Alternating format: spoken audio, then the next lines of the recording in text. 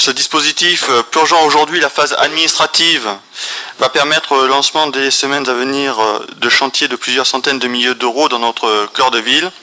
Et c'est la première fois qu'autant de logements y seront réhabilités. Sans attendre que la phase des travaux du périmètre de restauration immobilière ne soit engagée, la ville d'Agde a entrepris de remettre en valeur l'ensemble des berges du centre historique. Les berges de Belle-Île ont été totalement reprises, confortées et aménagées. L'accès au cœur de ville par la route de Vias a été requalifié. Un parking a été créé et les travaux d'aménagement du quai du commandant Réveil ont été lancés.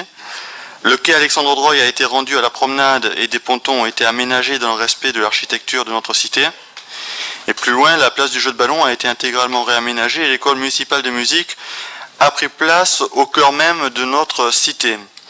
Je vous rappelle qu'afin de renforcer cette politique en faveur du cœur de ville, il a été proposé ici même et obtenu auprès des services de l'État que le centre ancien de la ville d'Agde soit éligible au conventionnement de l'Agence nationale de rénovation urbaine et puisse par conséquent prétendre au financement par cette dernière des opérations que le conseil municipal engage, ce qui est très rare. À cet effet, nos services viennent de déposer auprès de la préfecture plusieurs dossiers relatifs à l'habitat en cœur de ville. Ce soir, il vous est proposé de solliciter auprès de l'ANRU, du Conseil régional, de l'Union européenne et du Conseil général de l'Hérault les subventions les plus importantes possibles afin d'accompagner la ville d'Agde dans 3 chantiers nouveaux. Le premier chantier est celui de la mise en valeur du patrimoine architectural du cœur de ville par la lumière. Cette opération d'un coût de 1 116 370 € hors taxe portera d'une part sur le jalonnement des parcours et d'autre part sur la mise en valeur des remparts, des fontaines, des porches, des portes, de tous les éléments architecturaux notables par l'installation d'éclairages nouveaux. Ces travaux sont prévus pour le premier semestre 2008. Le deuxième chantier consiste en la création d'une salle polyvalente municipale de 1000 m² qui s'inscrira dans le cadre de la réhabilitation en cours du Moulin des Évêques. Les travaux concernant la ville d'Agde sont estimés à 1 750 000 € hors taxe et correspondent à l'aménagement d'un vaste espace public de réception et d'exposition situé au premier étage du bâtiment. Enfin, le troisième chantier porte sur la rénovation de l'ancien cinéma Le Richelieu situé rue Mirabeau. Cette salle sera dédiée à la musique et au théâtre. Voici, il vous est donc proposé d'autoriser Monsieur le maire à engager les démarches nécessaires à la mobilisation des financements les plus larges possibles. Bien sûr, c'est demande de subvention ANRU, oui, Monsieur Ignatov. Oui, je dirais que présentation flatteuse qui n'a rien à voir avec la réalité. On parlait tout à l'heure d'imprévision, il a fallu que j'évoque ce sujet au moins 10 fois ici en conseil, la création de l'ANRU et des possibilités qu'il y avait pour qu'enfin vous vous décidiez à en parler. D'ailleurs aujourd'hui, qu'est-ce que vous faites? Vous prenez simplement une délibération bateau, parce que vous ne faites que demander toute subvention possible.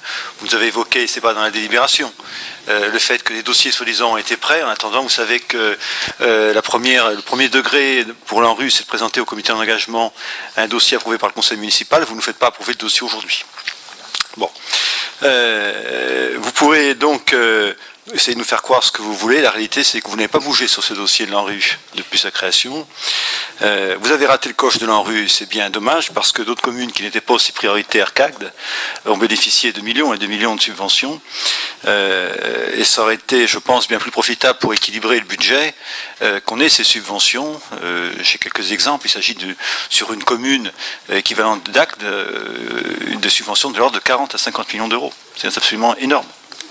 Et ça aurait été bien plus profitable plutôt que faire ce qui a été finalement votre seul fait de gloire en matière de finances publiques depuis votre arrivée, c'est-à-dire créer des richesses tout simplement dans le budget en taxant le pauvre contribuable. Et effectivement, vous pouvez dire aujourd'hui, on a plus de recettes qu'avant. Enfin, un enfant de 8 ans saurait le faire, quoi. Là, vous aviez une possibilité qui était extraordinaire, que tout le monde a bénéficié, dont tout le monde a bénéficié. Vous parlez là du dossier de l'article 6 en disant c'est dérogatoire, c'est formidable. Oui, justement, c'est dérogatoire. C'est-à-dire que vous n'avez pas été capable de monter un dossier classique en rue, obtenir des classements prioritaires, etc. Si vous voulez, on peut lancer le débat là-dessus. Vous avez fait un petit dossier, vous faites maintenant des petits dossiers en fin de mandat et c'est pitoyable.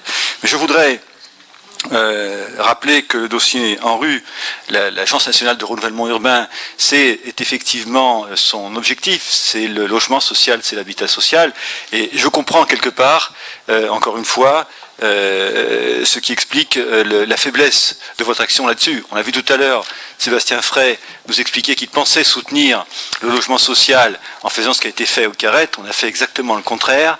On a favorisé, comme l'a dit tout à l'heure Régis Passerieux, on a favorisé, parce qu'on a laissé sortir trop de défiscalisation, de droits de revient, on a favorisé la mise en place, la vente certes auprès de promoteurs, mais derrière, on a défavorisé les petits propriétaires qui se retrouvent aujourd'hui avec la difficulté de louer et qu'on ne retourne pas ça comme du logement social. C'est l'inverse, parce que les gens qui louent ces appartements sur lesquels on casse les prix, ils n'ont pas droit à l'APL, c'est-à-dire l'aide la meilleure de la part de la CAF. Ils ont droit parfois seulement à la location de logement et dans des conditions qui sont mauvaises. Donc présenter ça, mon cher Sébastien, comme la volonté de soutenir le parcours résidentiel et le logement social, c'est vraiment n'avoir rien compris. Bon, et encore une fois, avec ce dossier en rue, vous avez raté une occasion qui est extraordinaire. Et il faut savoir que cette question du parcours résidentiel, du logement social, aujourd'hui, elle est prioritaire. Je note le retard qui a été pris. Vous pourrez me faire la réponse que vous voudrez. Depuis quelques années, mis à part ce dont vous avez cité tout à l'heure, qui n'a rien à voir avec l'article 55 de la loi SRU, c'est-à-dire la cession de quelques accessions à la propriété, on est très très très loin des chiffres qu'on pourrait avoir et qu'on devrait avoir, surtout compte tenu du niveau des RMI qu'il y a sur la ville, qui, quoi que vous nous racontiez, malgré votre arrivée avec une baisse spectaculaire des chômeurs et de la pauvreté, n'est pas du tout la réalité. Et c'est aujourd'hui une des raisons qui font que les gens souffrent et vivent dans la situation dans laquelle ils vivent. Donc je regrette, effectivement, c'est maintenant que nous faisons des bilans, nous sommes à quelques semaines, à quelques mois des élections, on peut constater sur ce sujet l'échec total. Et ce n'est pas cette délibération liée de façon alambiquée à l'ANRU et au logement social qui changera grand-chose. Bon, j'espère que votre auguste personne accepte une réponse.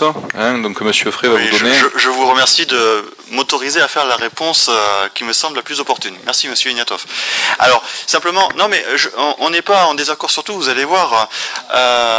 Il y a quelques temps, donc le ministre de la Ville nous a en effet fait une réponse favorable, c'était Madame Vautrin, qui a indiqué par courrier à l'attention de Monsieur le maire d'Agde que le dossier de la ville d'Agde était à titre dérogatoire accepté, qu'elle nous laissait donc un délai pour monter le projet de contrat qui serait signé avec l'ANRU, qui ne l'est pas encore, et que parce que la politique était menée par la ville d'Agde présentait à ses yeux une cohérence qui en tout cas l'a intéressée, elle a considéré que nous pourrions, à titre dérogatoire, demander des cofinancements sur des opérations isolées avant même que le ministère n'ait signé le contrat lui-même. Voilà. Et ensuite, lorsque le contrat signé, en effet, il ouvrira droit à des crédits très très importants.